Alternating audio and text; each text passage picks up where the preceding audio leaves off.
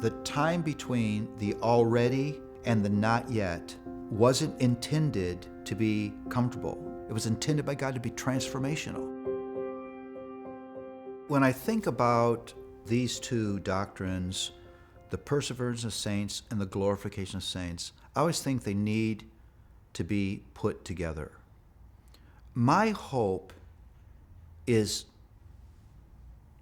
not in the fact that I will have the power to endure. I'm called to endure.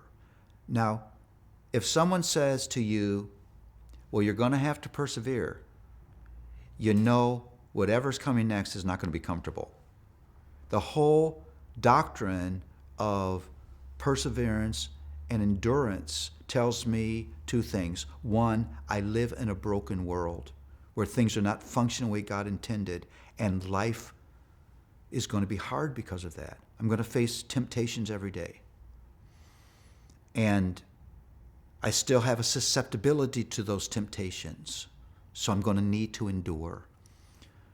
And then that God is going to use trial to work good things in me. That hardship in the hands of God is a workroom of grace. And it's not just that the world is messed up, it's that God uses that mess intentionally to move me along. And so I have to be perseverant. I have to commit myself to the hard work of godliness. I want to say this. A God-honoring life is hard work. It takes sacrifice. It takes discipline. It takes commitment. Now, there are pockets of wonderfully comfortable moments because God loves us and He gifts us with those things. But the name of the game between when I come to know the Lord and I go home to be with Him, the name of the game is change. Heart and life change. And so that happens in a broken world. It happens in the midst of hardship. Everybody around me will fail me.